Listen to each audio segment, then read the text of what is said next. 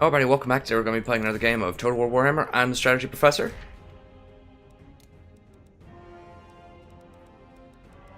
Looks like we might be doing Bretonia. Okay, dude's trying to troll. Let's see here.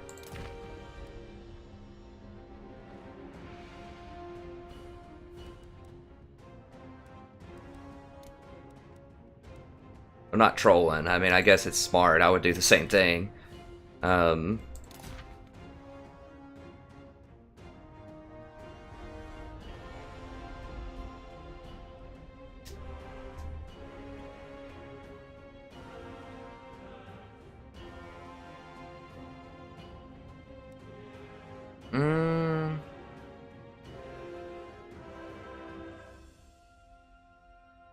I think if I'm okay with that matchup.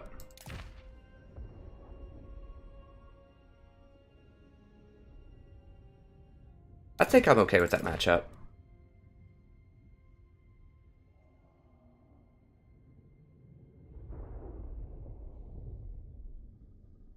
I haven't played this one in a while, so...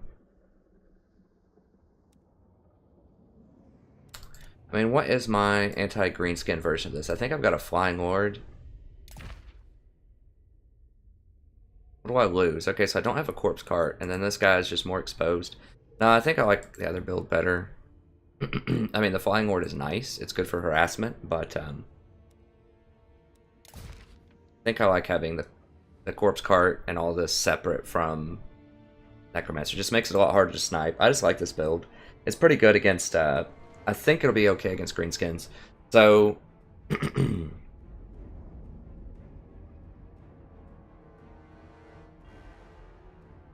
trying to think. So one of the main considerations that I need to do is knock out the Night Goblin Shaman.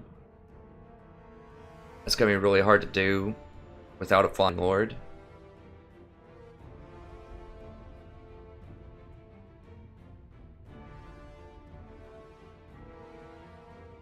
But, you know, I can use Spirit Leech to help out with that. Spirit Leech is not overpowered. It doesn't deal nearly as much damage as it used to. And if I have to use Spirit Leech, then that means, you know, I'm not going to have enough. It's going to run into my Nahek healing that I can use. But I think after a couple of Naheks with all of this, a lot of my units are going to be hitting their max regen anyways. I think we can win a long fight on the line. It's going to be hard. But if I put the Crypt Horrors into their Black Orcs, use the Knights to flank around, get some hits in. They have Boars. I can beat normal Boars with Black Knights. I can also put the Wraiths into Boars. I think I can do this.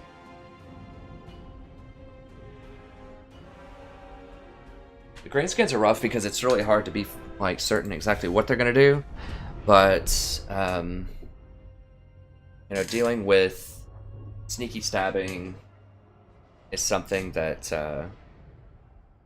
it's almost certain. You have to deal with Sneaky and Itchy. And it makes it really hard to win a sustained fight against the Greenskins if you don't knock out that Wizard. If you can knock out the Wizard, then you're probably going to win. So if you're wondering about that little exchange, I do Bretonia because Bretonia has a huge air force. Vampire Counts have a hard time with Bretonia, and then he switched over to Empire because Empire can snare the air force with Net of Amantok, and then snipe them out with Luminarch. And then I picked Undead because the Undead can regenerate through the Empire artillery, and then he picked Greenskins because historically Greenskins have been pretty good into the Undead. But I think this build could potentially beat them. I have lost to... I have lost to the Undead as Greenskins, and I consider myself a pretty good Greenskins player. And it was largely because it's just really hard to stop all of that regeneration. I'm going to... These guys need to be on the line this time. These guys are super things. It'd be cool if we can protect our corpse carts. We'll see. I don't think. Now, if he has something like Giants, that could be a problem. Like, Giants in a Ragnarok is really hard for Undead to deal with. I don't have a lot of anti-large. It's possible I should have brought more spears. I didn't think about that. Like I said, I haven't played this matchup a ton, this patch. Most people don't dance around your picks twice like that. Let's go ahead and get going. Okay, he has 2 giants, so this is going to be really hard. So our game plan is we just have to be able to knock them out. I mean, the giants are going to be a problem for sure, but we might be able to regenerate through them. Now, if we can get to the top of this hill, though, that will be very helpful. So the game plan is if they have giants or something like that. Where's all this? Oh, that's their stuff. If they have giants or something like that, you have to kill everything except for the giants. You cannot aim for the giants. They just have too much health, although they cause a lot of damage. I mean, there's just not a good way around it. It's really hard to deal with giants as vampire counts. That's all there is to it. But giants cost a lot of money. That means that I have to be able to crush everything else. Let's deal with the giants at the end. I just hope that the regeneration's good enough.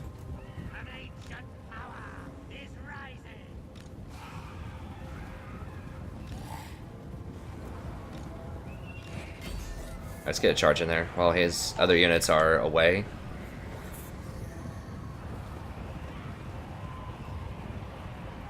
Are those biggins? Those are just orc boys. Okay. Let's get a good charge in there. Alright, let's get in here. We need to get to the top of this hill. His giant is a little far back. I want to see if I can tie it up with zombies, if he's going to go for that. Guys, go.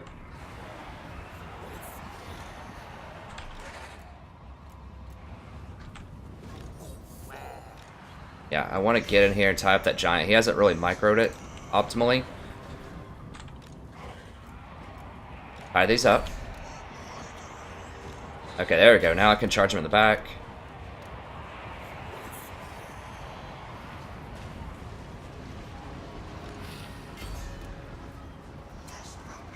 Micro this out a little bit. Alright, cycle charge one more time over here. Let's get back in here. One more cycle charge should do it, I think. There we go. Alright, let's go knock out there.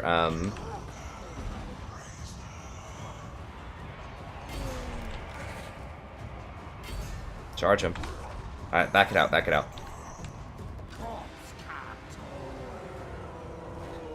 Yeah, see, we have zombies tying up these giants forever over here. That's a very good trade for us. And we just got zombies holding the line here. We're just going to charge them in the back. That should break this. I mean, they should be done, right? Let's back up the Mortis engine a little bit here. Okay, yeah, he's done.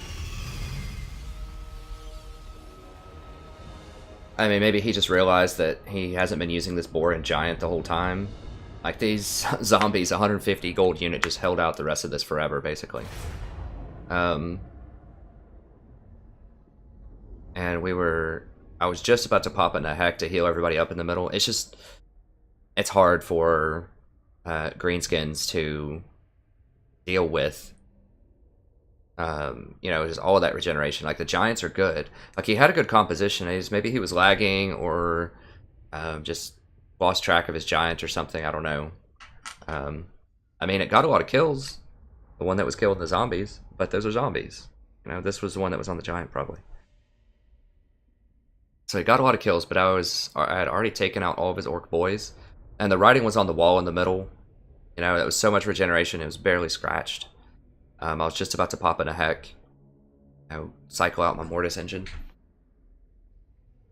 So, you know, it's just really rough. These, you know, these archers aren't really going to be that effective in that situation. I mean, yeah, they do, you know, some damage, but he's also shooting his own guys in the back. These have terrible accuracy. And, you know, I was on the other side of the hill, so he has to arc over his own guys and hit my guys. We were both just kind of fighting at the top of that hill, so I think, you know, him firing into that, he was hitting a lot of his own people. You see they didn't get any kills. But I think he had the right ideas. So, you know, he understood that Bretonnia is a terrible matchup into Empire. He understood that Empire is a good matchup into Bretonnia. And he understood that Vampire counts are a tough match for Empire.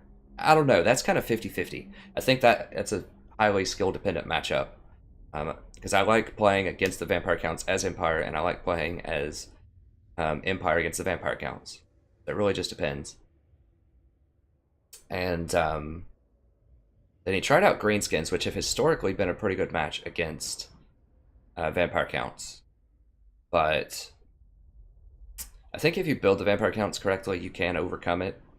Running the giants is a good idea. It's very good against vampire counts. 2 of them might be a little excessive. He definitely should run more black orcs for sure. Like, I think I like the big uns. I think maybe just get rid of the savages, get rid of 1 giant, and that should give you enough to get a couple of more black orcs, because black orcs are really your bread and butter. He also didn't have a mage, I just noticed that, so he didn't have a night goblin. You absolutely 100% no negotiation, you have to have a magic caster, either the night goblin or the orc shaman.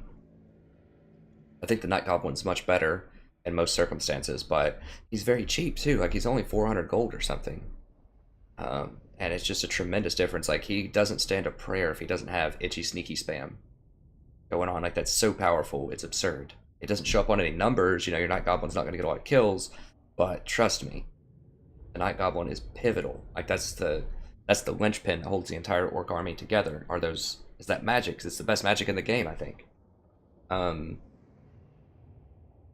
So anyways, he had the right ideas. I like his thought process here. He had a good instinct for matchups.